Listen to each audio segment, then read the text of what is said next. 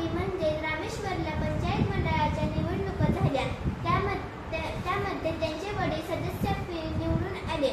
एके दिवशी संध्याकाळी कलाम रॉकेलच्या विद्याच्या उजेडात मोठ्याने धडे वाजत होते. अचानक दारावर टकटक झाली. त्या काळी रामेश्वरमध्ये लोक कधीही दारांना कडा कुलूप लावत नव्हते. कुणीतरी व्यक्ती त्यांच्या घरात दार ढकलून आत आली आणि त्यांच्या वडिलांची चौकशी करू लागली.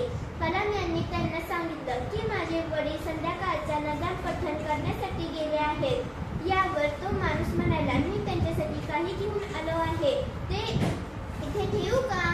वडील घरात नसल्यामुळे त्यांनी आईला हाक मारली. ती सुद्धा नजामा गेली होती. त्यांच्या हाकेला प्रतिसाद मिळाला नाही.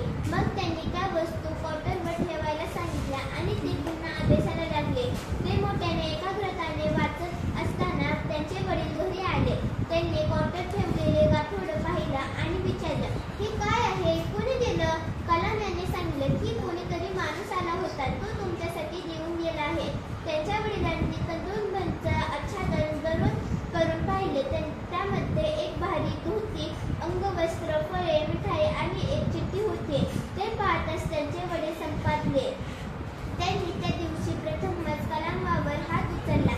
अब्दुल घाबरून रडू लागले. तितक्यात त्याची आई धावत आली. तिनं कलामाला जवळून घेऊन त्यांचे डोळे पुसले. त्यांना रडताना पाहून त्यांच्या वडिलांनी प्रेमभराने त्यांच्या खांद्यावर थोपटलं आणि समजावून सांगितलं की पुन्हा कधीही माझ्या परवानगीशिवाय कुठलीही भेटवस्तू स्वीकारू नकोस. त्यांनी छोट्या अब्दुलांना समजावून सांगितलं की काही उद्देशाने दिली जाणारी भेटवस्तू स्वीकारणं ही आयुष्यातील